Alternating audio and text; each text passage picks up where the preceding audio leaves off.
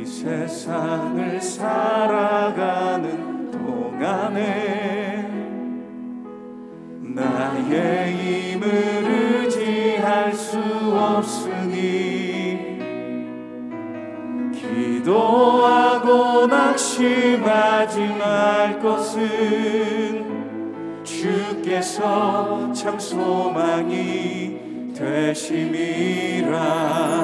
다시 한번 이 세상을 살아가는 동안에 나의 힘을 의지할 수 없으니 기도하고 낙심하지 말 것은 주께서 참 소망이 되심이라. 하나님의 꿈이 나의 비전이 되고 예수님의 성품이 나의 인격이 되고 성령님의 권능이 나의 능력이 되길 원하고 바라고 기도합니다. 주의 길을 걸어가는 동안에 세상의 것 의지할 수 없으니 감사하고 낙심하지 말 것은 주께서 참 기쁨이 되심이라. 하나님의 꿈이 나의 비전이 되고 예수님의 성품이 나의 인격이 되고 성령님의 권능이 나의 능력이 되길 원하고 바라고 기도합니다. 하나님의 꿈이 나의 비전이 되고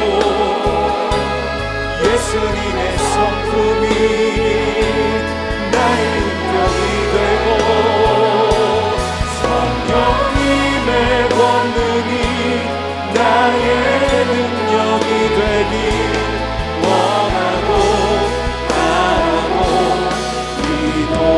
기도합니다.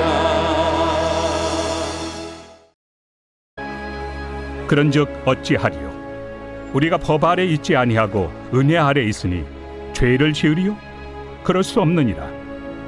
너의 자신을 종으로 내주어 누구에게 순종하든지 그 순종함을 받는 자의 종이 되는 줄을 너희가 알지 못하느냐? 혹은 죄의 종으로 사망에 이르고 혹은 순종의 종으로 의에 이르느니라. 하나님께 감사하리로다. 너희가 본래 죄의 종이더니 너희에게 전하여 준 바 교훈의 본을 마음으로 순종하여 죄로부터 해방되어 의에게 종이 되었느니라. 너희 육신이 연약함으로 내가 사람의 예대로 말하노니 전에 너희가 너희 지체를 부정과 불법에 내주어 불법에 이른 것 같이 이제는 너희 지체를 의에게 종으로 내주어 거룩함에 이르라. 너희가 죄의 종이 되었을 때는 의에 대하여 자유로웠느니라. 너희가 그때 무슨 열매를 얻었느냐? 이제는 너희가 그 일을 부끄러워하나니 이는 그 마지막이 사망입니다. 그러나 이제는 너희가 죄로부터 해방되고 하나님께 종이 되어 거룩함에 이르는 열매를 맺었으니 그 마지막은 영생이라. 죄의 삭은 사망이요 하나님의 은사는 그리스도 예수 우리 주 안에 있는 영생입니다.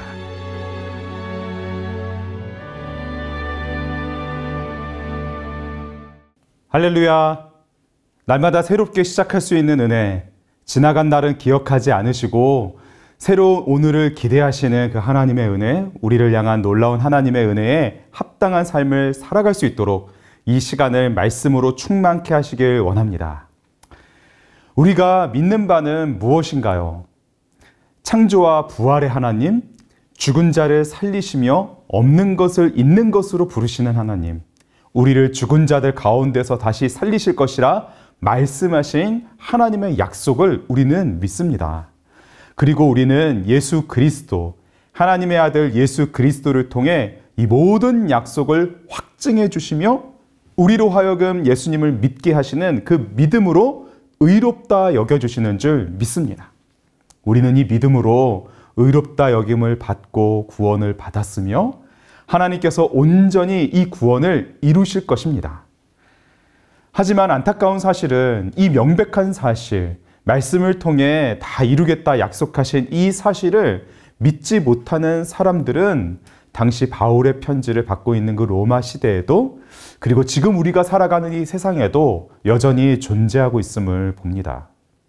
오직 믿음으로 의롭다 여기심을 받는다고 했을 때, 이를 믿지 못하게 하는 죄된 본성은 우리로 하여금 말씀 앞에 바로 이와 같이 반응하게 하는데요. 우리가 지키는 어떤 율법이나 어떤 행동도 아니라 오직 믿음으로만 의롭다 여기심을 받고 구원을 받는다면, 오직 이렇게 은혜로만 구원을 받는다면 우리가 죄를 지어도 말씀을 어겨도 율법을 어겨도 구원을 잃지 않겠구나, 이렇게 질문을 하게 되죠. 사랑하는 여러분, 어떻게 생각하시나요? 우리는 믿음으로 구원을 얻었고 은혜로 의롭다 여기심을 받았으니까 이제 우리는 죄를 지어도 괜찮은 것인가요?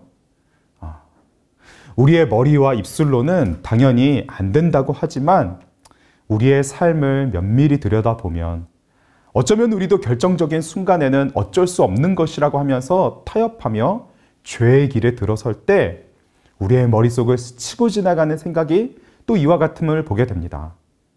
나는 하나님을 믿고 예수님을 믿으니 여기서 이 정도의 거짓말은 해도 아무 상관없을 거야. 어쩔 수 없는 거짓말이니 해도 괜찮을 거야.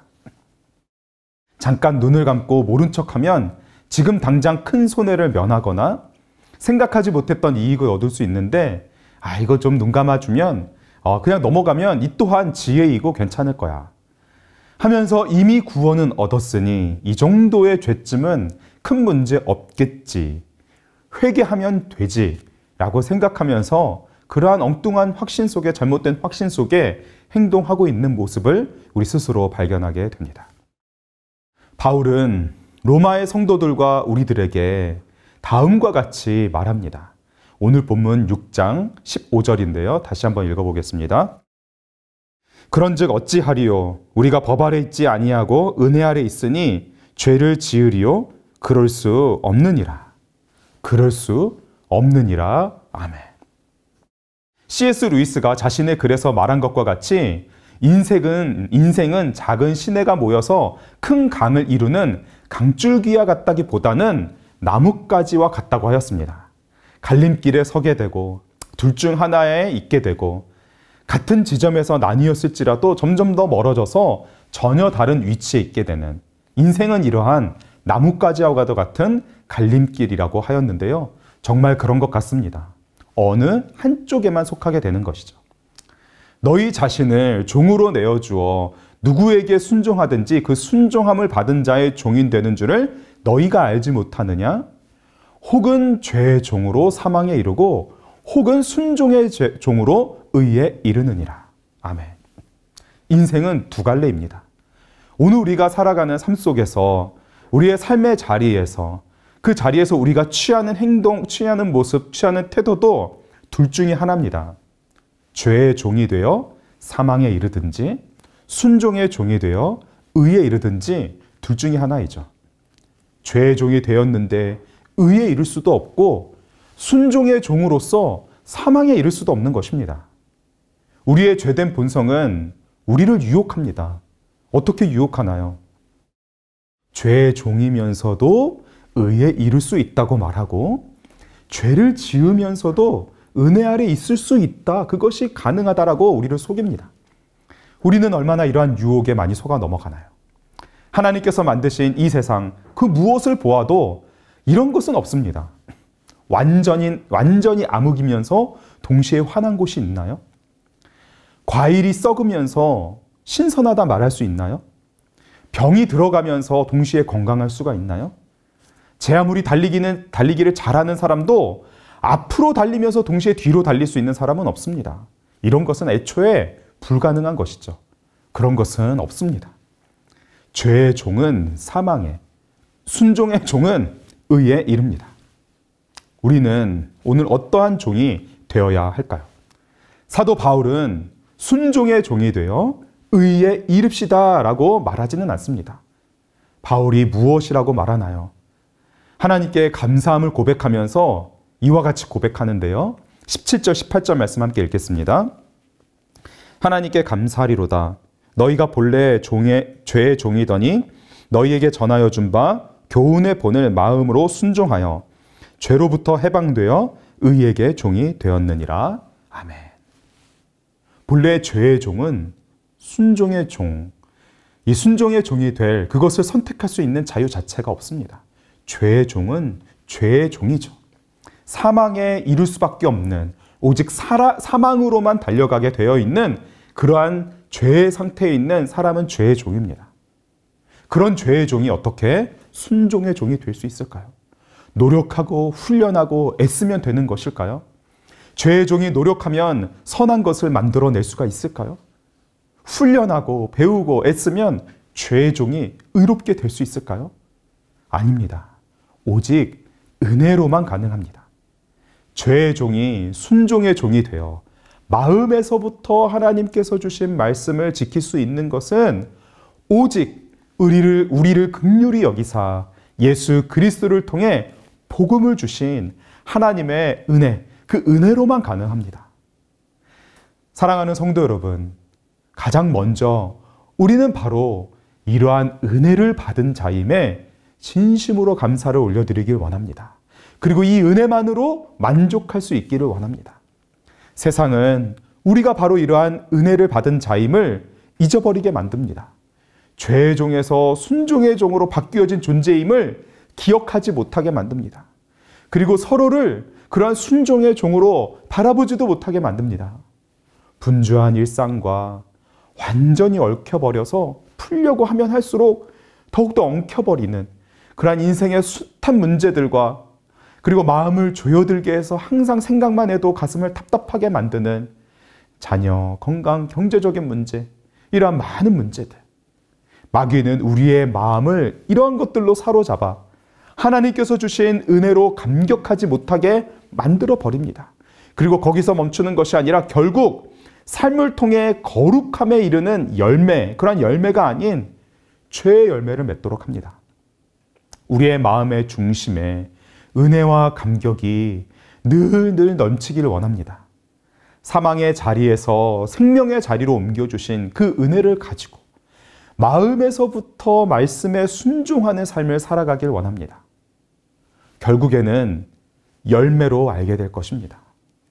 열매가 그 나무가 어떤 나무였는지를 증명하여 줄 것입니다.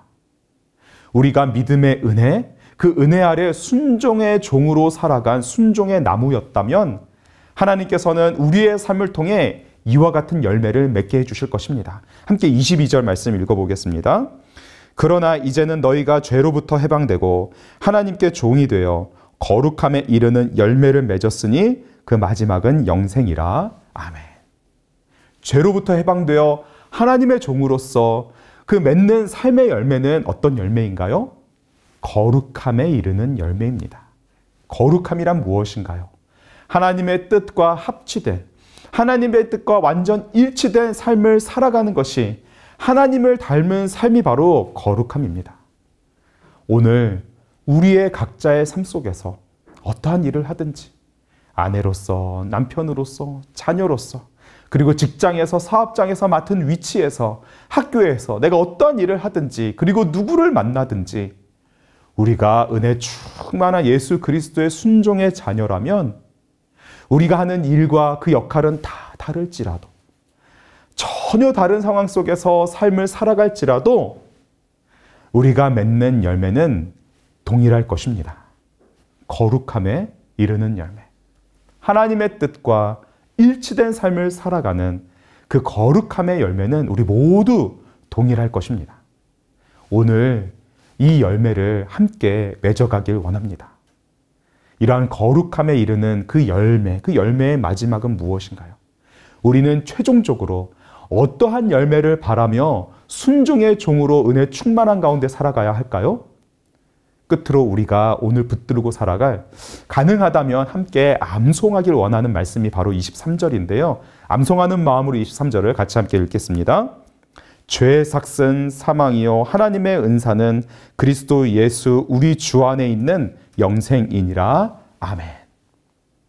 죄의 고통과 아픔과 슬픔과 절망을 가져다 주며 결국에는 사망이라는 대가를 죄는 줄 것입니다. 그러나 하나님의 은사, 곧 은혜는 거저 주시는 그 선물은 영원한 생명, 우리 구주 예수 그리스도 안에서 누리는 이 영원한 생명이 순종의 종이 맺는 삶의 궁극적인 열매인 것이죠.